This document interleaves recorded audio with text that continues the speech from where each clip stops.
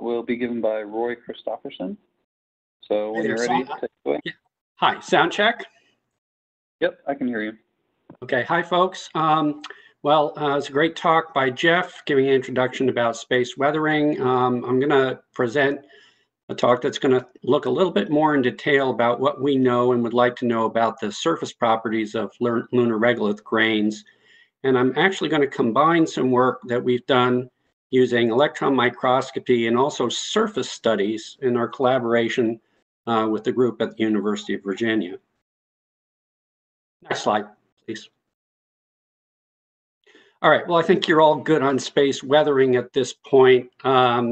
Really, again, two principal processes, micrometeorite impact, solar wind, but it really is in the surfaces of the grains that we see the reflection of what's going on with space weathering. We have grains that are not simply broken surfaces. They have various types of features, complex on a nanoscale, vapor deposits, solar wind effects, which we can study and learn a lot about, for example, how regolith maturity evolves, the optical properties, and these complex surfaces are going to play a role in the physical and chemical properties that we're going to worry about in designing surface systems. Let's go to the next slide, please. All right, so a little bit about what we know, and what we know in detail in terms of grain compositions and microstructures of their surfaces does come from electron microscopy. Many years of studying them with SEM show that, again, very few grains have freshly broken surfaces. They have a lot of complex features, melt splats of different types being one of the common ones, as shown in the SEM image on the left. And then, as Jeff mentioned, over the last 20 years, we've had the ability to slice individual grains with an ultramicrotome, pioneered by Lindsay Keller and Dave McKay, and preserve the outer few hundred microns and characterize them with a transmission electron microscope. TEM has incredible powers for looking at crystal structure, nanoscale compositions, and again, wow, something happened with one of my slides there. That's interesting. All right, so and one of the the key feature is some grains show predominantly the effects of solar wind amorphization of the outer rim, as shown on this plagioclase, and then this nanophase iron rim is primarily a product of a vapor deposit, also on a plagioclase. But most surfaces contain features that are a complex combination of both processes, superposition of solar wind effects and vapor deposits. Let's go to the next slide. Next slide, please. Okay, so the TEM is incredibly powerful for looking at microstructures down to the atomic scale, doing chemical analyses, chemical state. It's really quite marvelous, and as shown by this TEM image of a sliced ilmenite grain on the left. But there is another realm of science that deals with surfaces. And if you say the word surface, all the surface scientists are going to raise their hand and say, well, that's my thing. Their perspectives really very different.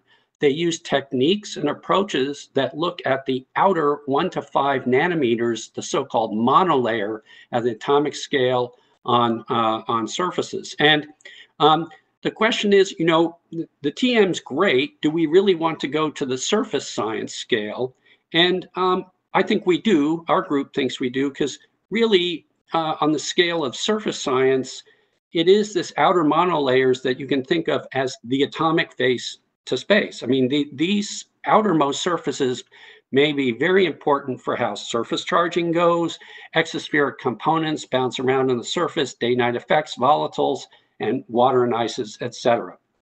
And again, they record history, and they also control how grains might behave for human and robotic exploration systems. Next slide, please. All right, so I put my questions in the middle of the talk, and here they are. If we take a surface science perspective on grain, not just electron microscopy, and we want to go and sample these materials, we have a challenge of going out there and designing systems that can return samples that preserve these outermost monolayers of grains. all right? They need to be as pristine as possible, and this, I'm going to show you, is going to be very challenging. We have to try to not muss the face to space.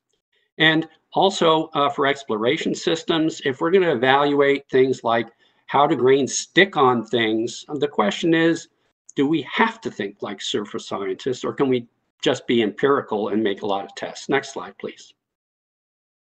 Okay, so as I said, surface science is really sort of a set of approaches and techniques for studying the outermost surfaces of grains. In the cartoon on the left, I just sort of listed some of these. There's atomic force microscopy, et cetera, et cetera. X-ray photoelectron spectroscopy is a really popular technique where you hit the sample with X-ray photons. We have photoelectrons coming off the surface from the photoelectric effect, and they really only come off of the top 20 to 50 atomic layers on samples. And in the next slide,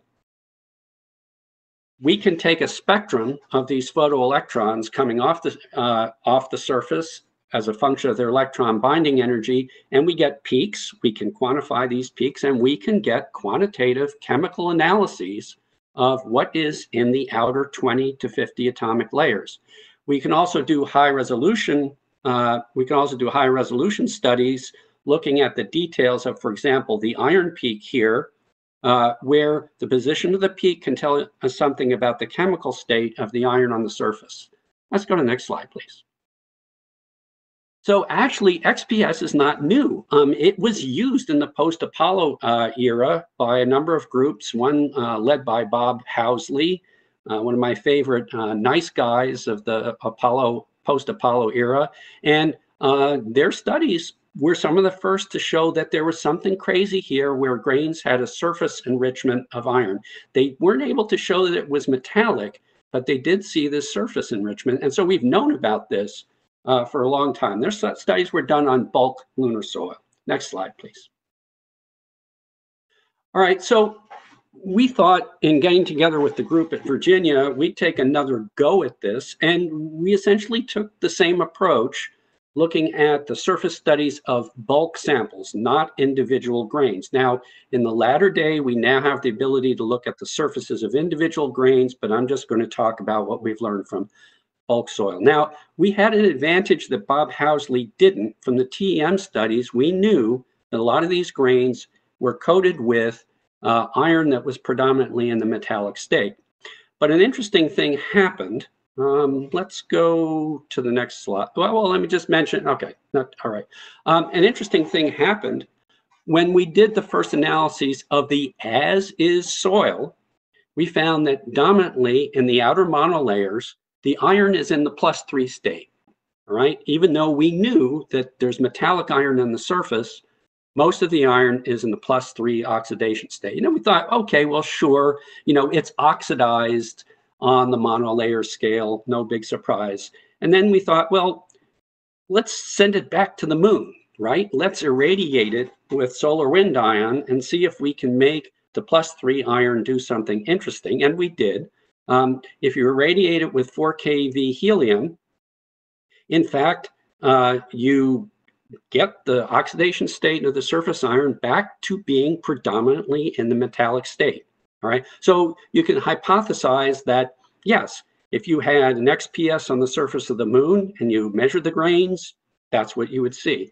But what was really fun is you can take this sample out of the XPS, put it on the bench in the lab for an hour, shove it back in the XPS, and in 60 minutes, all of the surface iron has gone back to the +3 state. All right, so again, in the cartoon shown in the lower left, we hypothesized that, sure, we have passivation of the surface by oxygen and carbon, hit it with the ions, it goes away, but if you put it back in the air, it comes right back. And last slide, please. So what this tells us is that these surfaces are relentless at wanting to absorb volatiles, right? And if you're going to go to the moon and try to preserve preserve these surfaces, this is going to be very challenging. Here's an apparatus that we're using in the ANXA study to try to preserve the samples from not interacting with the atmosphere. And this is going to be a challenge if we want to go to this next level when we're collecting samples. And thank you for listening.